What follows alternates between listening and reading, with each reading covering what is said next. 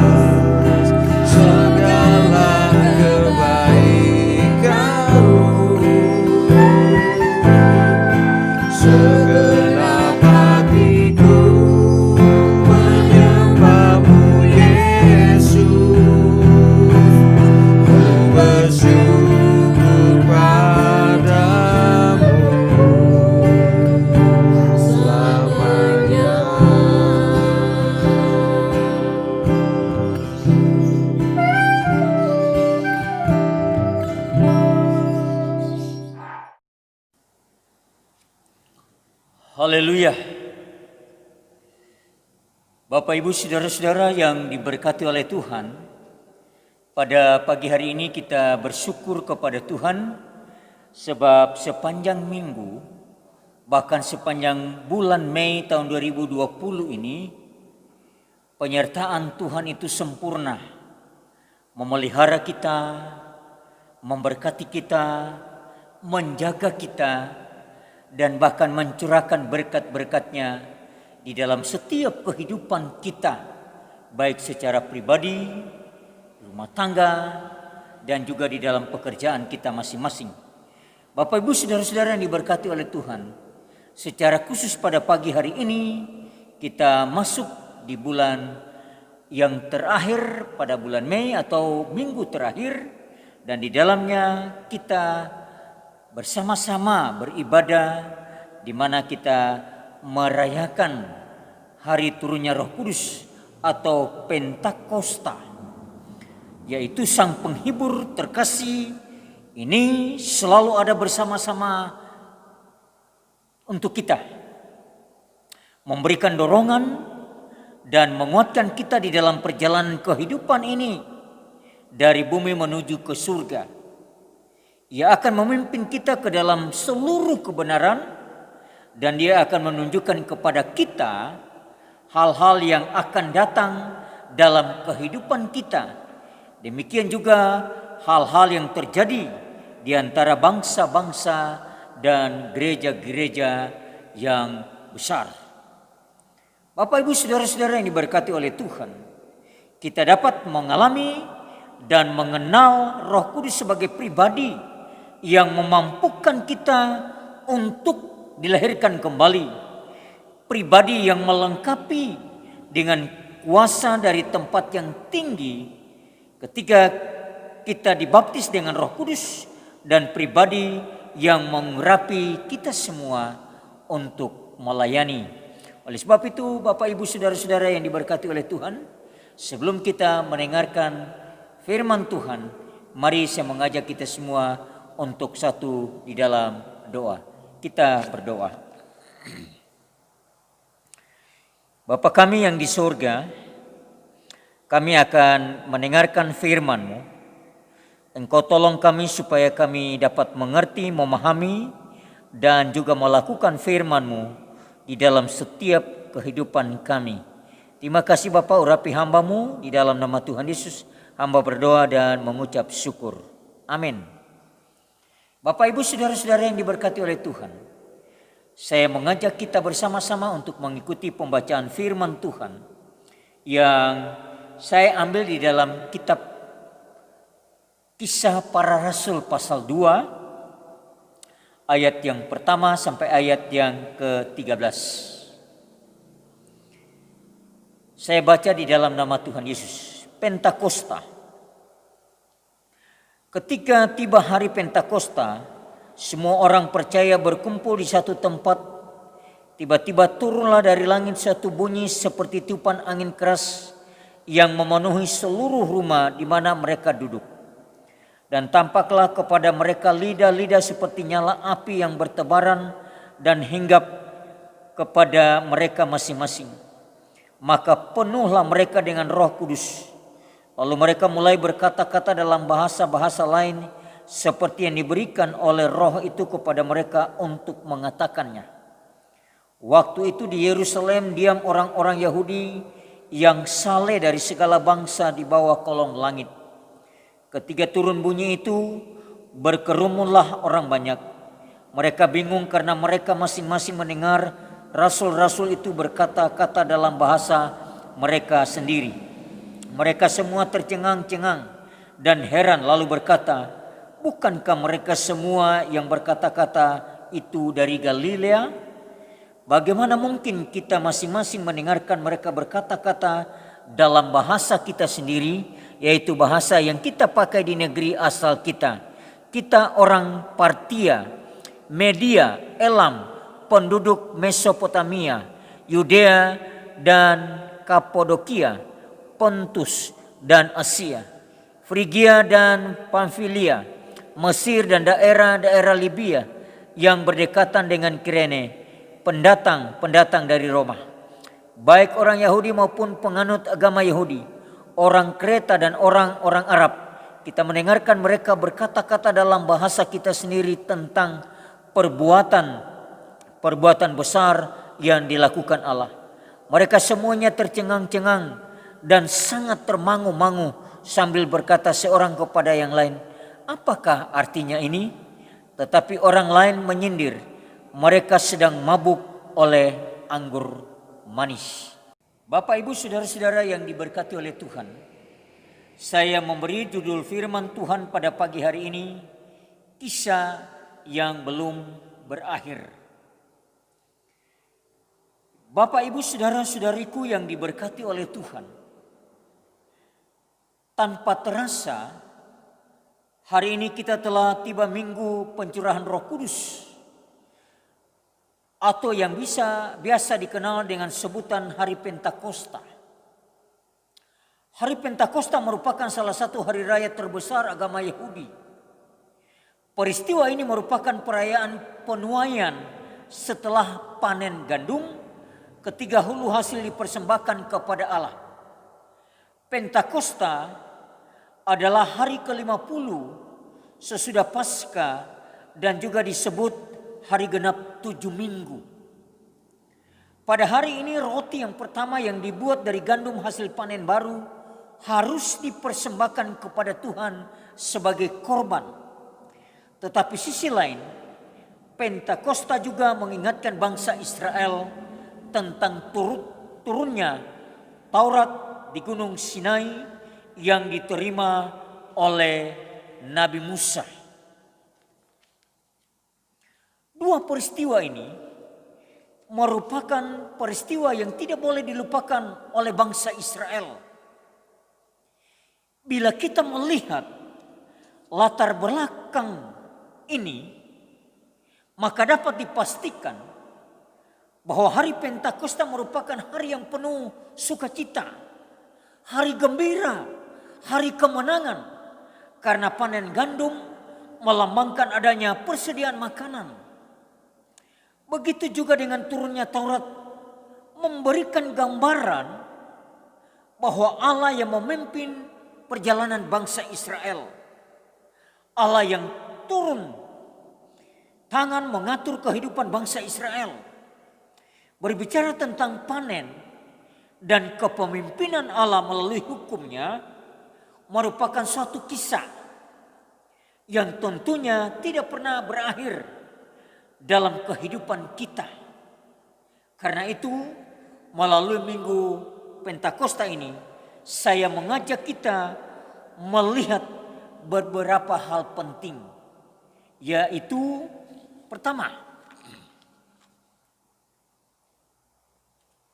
hidup sesuai dengan perintah Tuhan. Ayat yang pertama dalam pembacaan kita tadi. Saudaraku, keberadaan murid tetap tinggal di Yerusalem bukanlah tanpa alasan. Mereka ada di sana karena mereka menuruti perintah Tuhan Yesus. Saya membayangkan seperti orang tua yang bila mau berpergian maka dia selalu memberikan pesan kepada anak-anaknya. Dan biasanya pesan terakhir itu begitu berkesan bagi anak-anak. Pesan yang tidak pernah dilupakan. Tuhan Yesus telah memberikan perintah agar para murid tetap berada di Yerusalem untuk menunggu janji Bapa, yaitu mencurahkan Roh Kudus kepada mereka. Tuhan Yesus juga telah memberikan amanat agung kepada mereka agar mereka pergi menjadikan semua bangsa menjadi murid Kristus. Tugas ini bukanlah pekerjaan yang gampang untuk dilaksanakan. Tugas ini mempunyai konsekuensi dan penuh dengan risiko. Mereka mempunyai kemampuan yang sangat terbatas.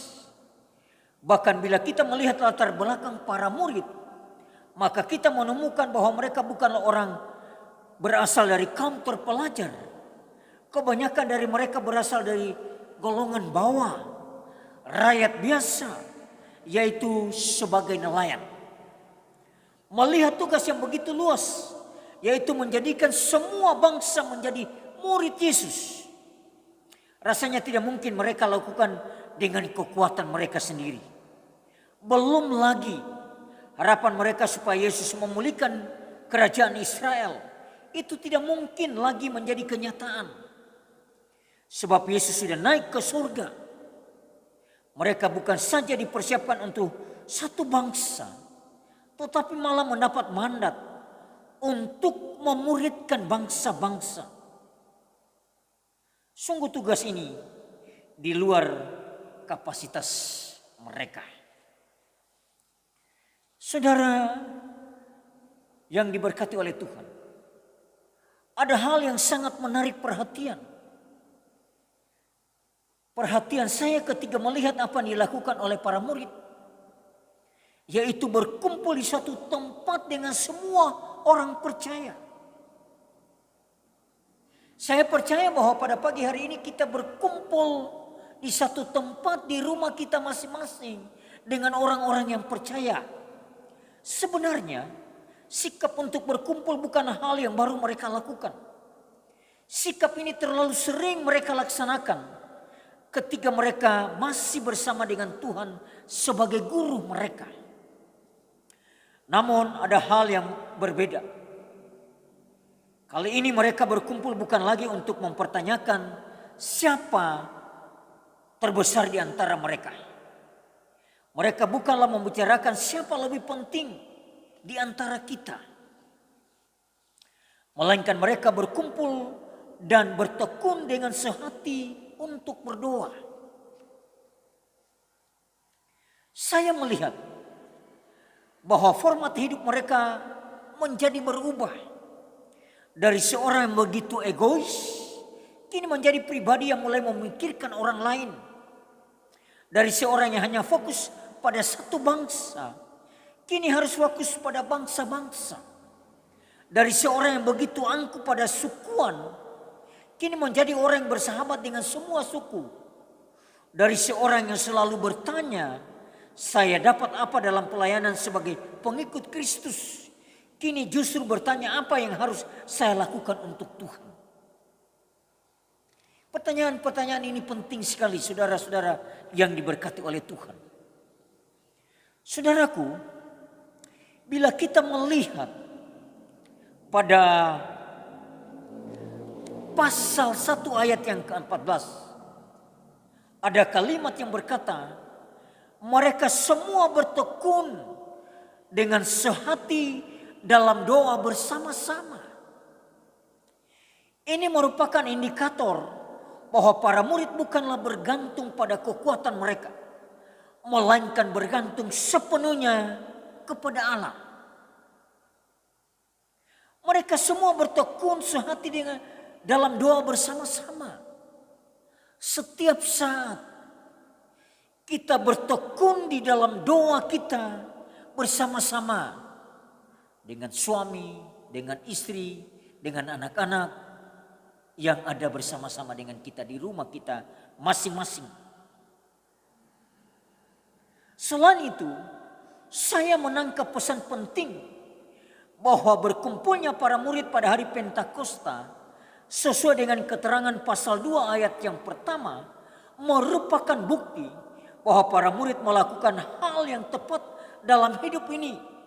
Mereka masih berada di Yerusalem atas perintah Yesus.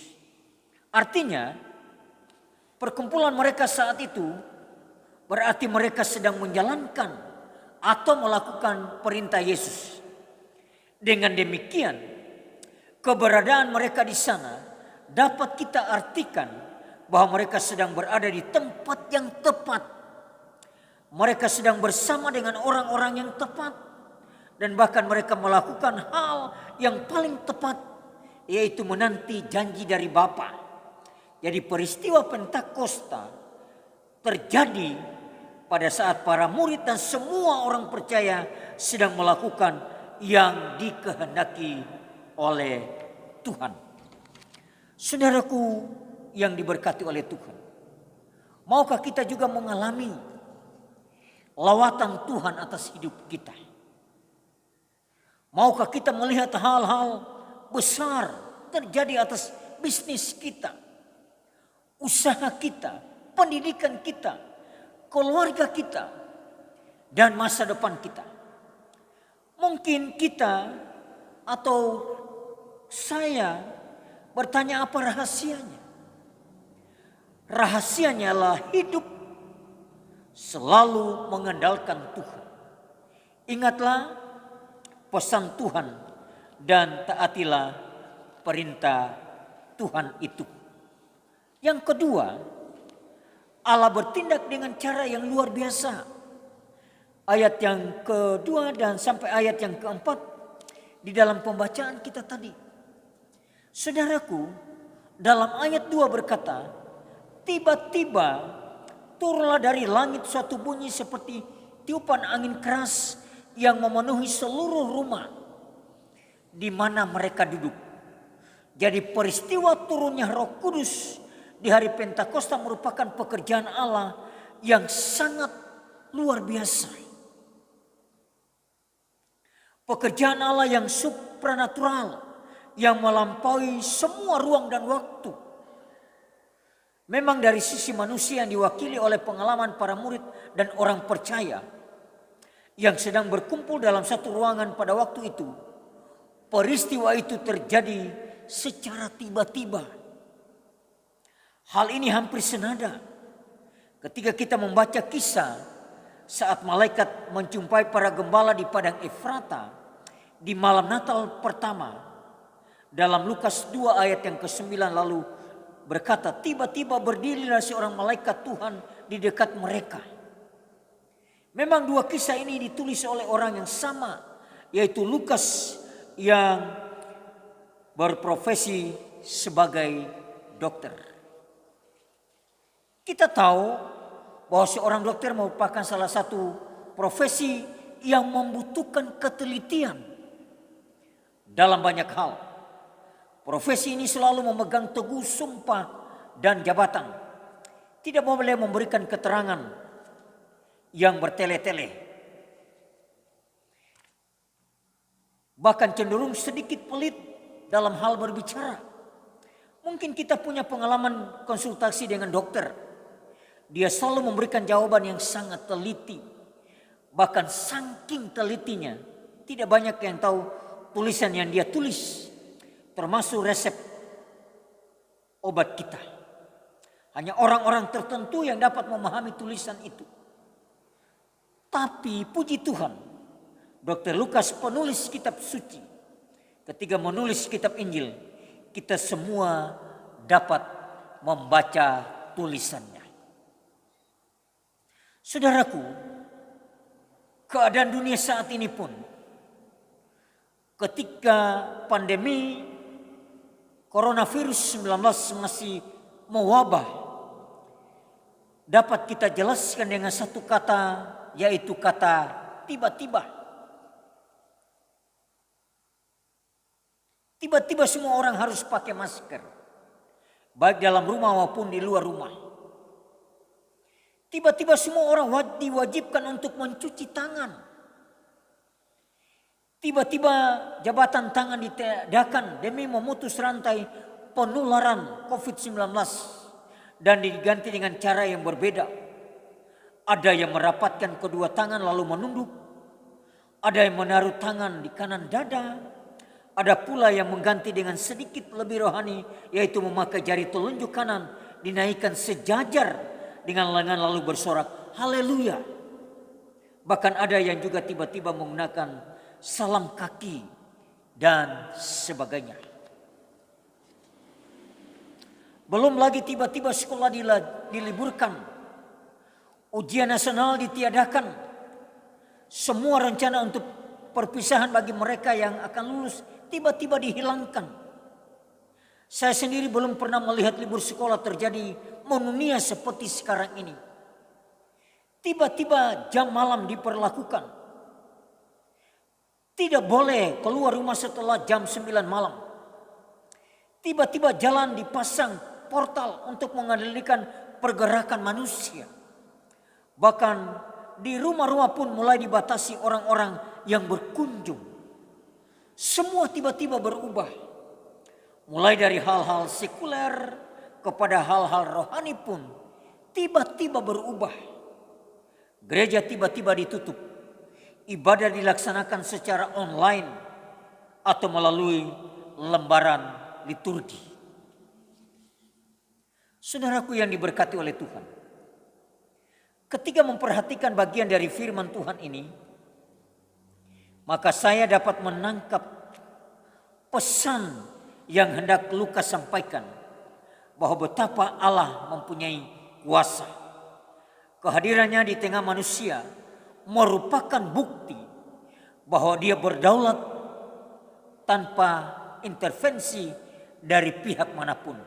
Artinya, bila dilihat dari pikiran manusia, kehadirannya seakan-akan tiba-tiba.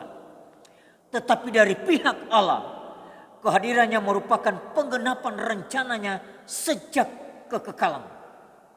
Bagian ini hendak memperlihatkan kepada manusia bahwa kita mempunyai keterbatasan untuk memahami pekerjaan Allah.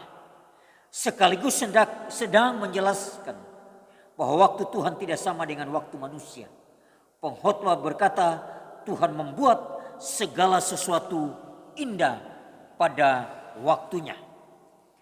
Jadi di sini kita dapat memahami bahwa Allah satu-satunya yang berdaulat untuk mengendalikan semua sejarah manusia, baik dahulu, sekarang maupun yang akan datang. Sebagai anak Tuhan, kita harus tetap percaya bahwa Allah masih pegang kendali sampai pada hari ini. Dia masih tetap Allah. Dia masih tetap mengasihi kita. Dia masih tetap peduli dengan kita. Maukah kita menyerahkan hidup kita ke dalam tangannya yang penuh kuasa untuk menjaga dan melindungi kita? Maukah kita menyerahkan segala kekhawatiran kita kepada Dia yang memegang hari-hari kita?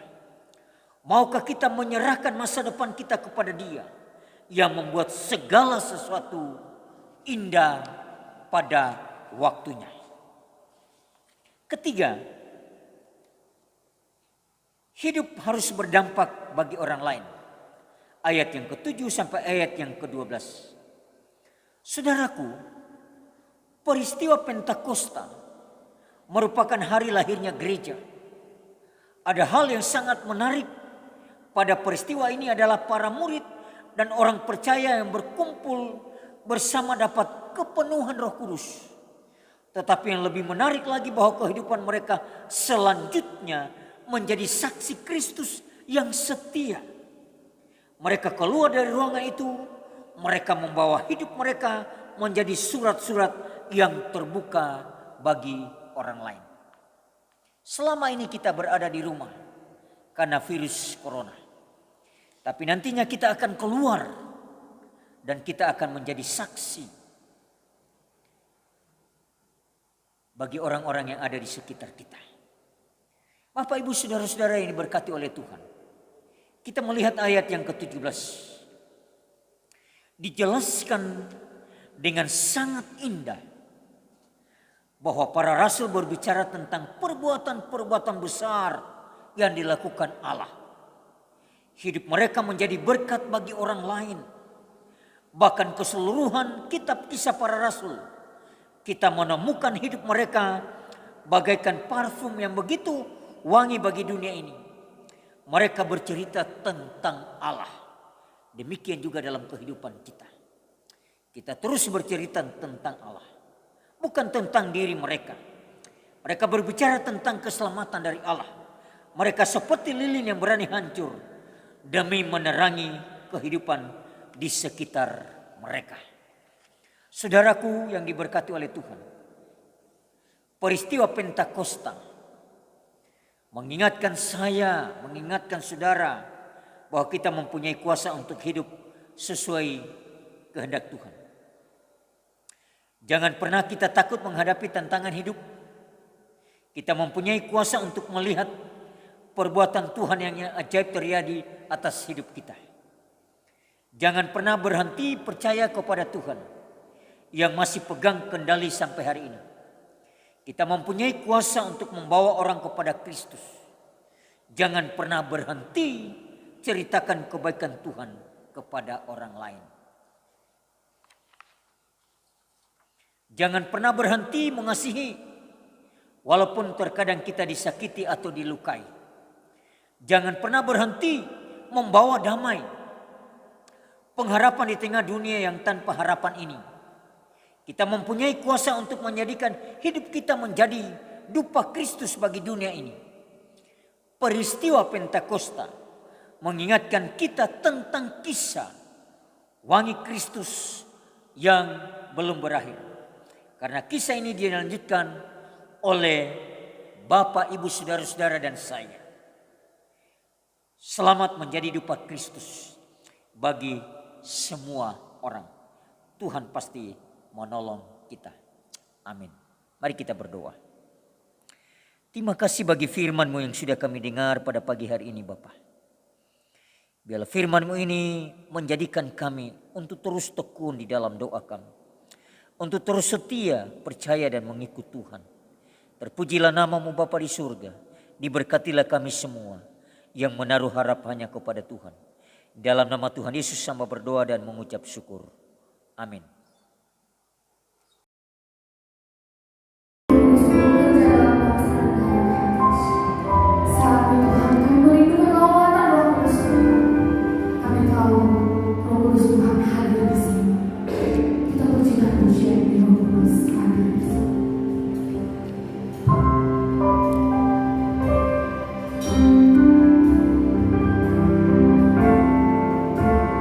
Roh Kudus,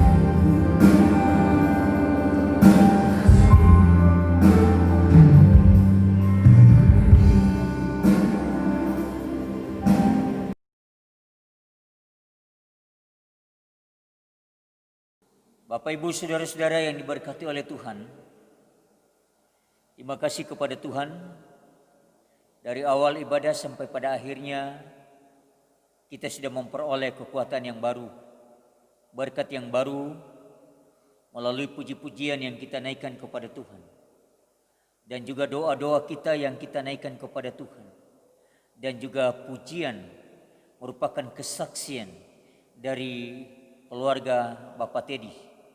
Kiranya semua yang kita lakukan hanya untuk hormat dan kemuliaan bagi nama Tuhan. Karena Tuhan sudah menjaga dan memberkati kita semua. Terima kasih kita sudah memberi persembahan kita kepada Tuhan. Tuhan mengembalikan berkatnya itu dalam setiap kehidupan pribadi kita, rumah tangga kita, dan pekerjaan kita. Kita akhiri ibadah kita dengan doa berkat. Saya undang kita semua untuk berdiri dan kita menerima berkat Tuhan. Tuhan memberkati engkau dan melindungi engkau. Tuhan menyinari engkau dengan wajah-Nya dan memberi engkau kasih karunia.